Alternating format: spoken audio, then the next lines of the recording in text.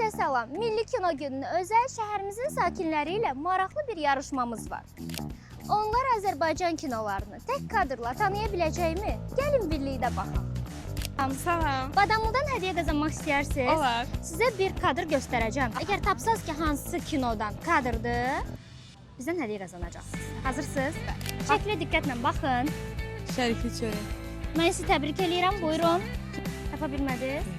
Olsun, biz sizi yenə də əli boş geri qaytarmırıq. Bizdən bir dənə hədiyyə qazanırsınız. Mən sizi təbrik edirəm. Nuş olsun, təşəkkürlər. Buyurun, baxın. 7 oğul istəyirəm. Mən sizi təbrik edirəm. Siz Badamlıdan hədiyyə qazandınız. Buyurun. Sizə ögey ana. Mən sizi təbrik edirəm. Siz Badamlıdan bu hədiyyəni qazandınız. Çox sağ olun. Nuş olsun. Yeni məhsullarını dadmısınız? Bəli.